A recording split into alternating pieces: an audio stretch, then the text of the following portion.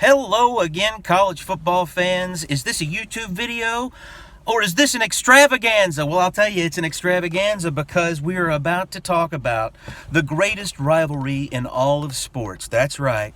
In my lifetime, you've had Bo Over the Top. You've had Van Tiffin's kick. We've had the first win in Jordan-Hare for Pat Dye and the Auburn Tigers. You got Pat Dye announcing his retirement in 1992, the day before the game. But it didn't stop Alabama and Gene Stallings from rolling through them and rolling their way to a national championship. We've had Cadillac Williams running for touchdowns on the very first play from the line of scrimmage. We've had the kick six. We've had Roy Upchurch going for the winning touchdown in 2009. Most recently, we had Alabama being called for an illegal substitution to smoke the game because of Smoke Monday. And so there you have it. This is the greatest, by far, rivalry in all of sports, and I'm talking about the Iron Bowl. That's right, folks. It's upon us, and I'm so excited. I'm so stoked. I happen to attend this game just about every year. Since 2004, the only one I've missed has been 2015, which, oddly enough, is the last time that Alabama has been able to achieve a victory in Jordan-Hare Stadium. Now, that's something that has to be talked about. If this game is for the West, since Saban has been there, we can't win this game if it's in Jordan-Hare. As a matter of fact, I don't think it's ever been for the West in Bryant-Denny. Now, we could have spoiled their party in 2010 during the comeback, but we weren't able to close the deal in that one. And let me tell you, watching that Mark Ingram fumble roll down the sideline from my stadium seat in Bryant-Denny, that ball rolled, I swear to you, for about 3 weeks. And it just kept rolling straight, and it was right by the sideline, and I just knew at any moment it was going to just dribble out of bounds, but it never did. And talk about falling into a time-space continuum nightmare. Well, it was. But that's all in the past, and we are here now. It is Wednesday, November 24th, 2021, and Saturday it's going down on the plains in Jordan-Hare. Now, all that being said, this isn't for the West. Alabama has already secured their spot in the championship game against Georgia in Atlanta next week, or week after next. So we don't have to worry about that kind of bad mojo hindering us, with the history and everything, the kick six and 2017 Jared Stidham and all that awfulness that has happened in Jordan-Hare and on the plains against us.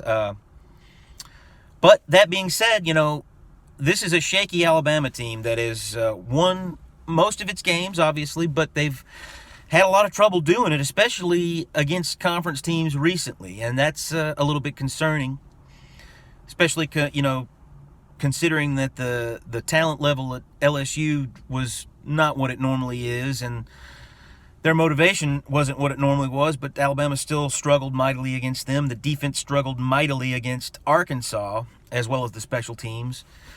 But Bryce Young still looks like the best one or two. I mean, him and C.J. Stroud, I guess, now are going to be competing for the Heisman and the best quarterback spot in the country. But we've still got him on the offensive side of the ball, and we've got Will Anderson, who's one of, if not the best defensive player in the country on the other side. So we're a hard out for anybody because of those two players right there. And it's going to be difficult for Auburn because of Bo Nix's injury, even though he's talking smack and not getting to play in the ball game. Thank you for the locker room material, by the way, Bo.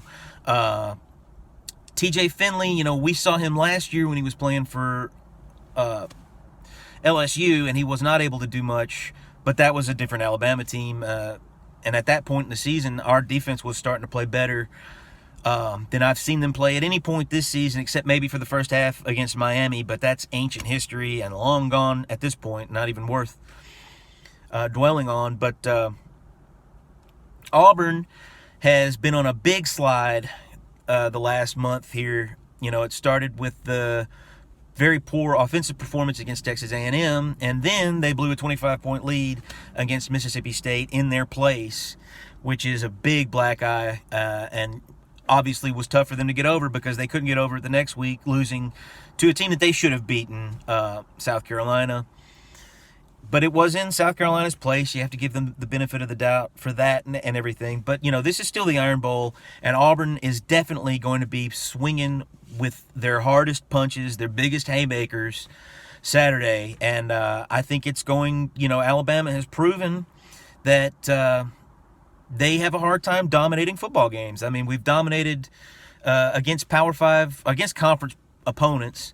The only game that I would say that we truly, truly dominated from start to finish was the Mississippi State game. Now, that is impressive because they have turned out to be a very decent, above-average SEC West school, and good SEC West schools are hard to dominate. But Alabama was able to do that. There were moments of domination against Tennessee later in the game. There were moments of domination early in the game against Ole Miss.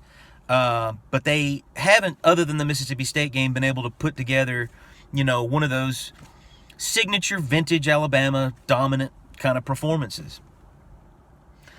So with all of that being said, all of that prolegama leading up to this, this is the way I think the game is going to happen.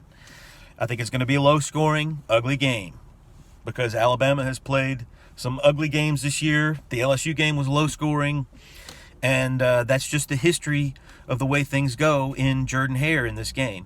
I believe that it's going to be a slow start. Neither team will get points early in the first quarter, and then Alabama's going to start to press things a little bit midway through the first quarter, and Bryce Young's going to throw a pick.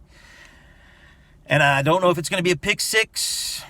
I'm talking like I'm a psychic, but either it'll be a pick six, or somehow Auburn's going to turn that pick into 7 points, and they're going to have a 7-0 lead midway through the first quarter, and then Alabama's going to have to start chipping back.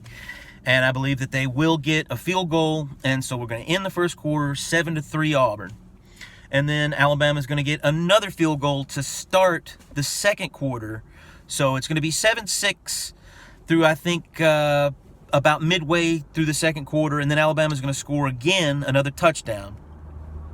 And they're going to go for 2, and they're going to miss it.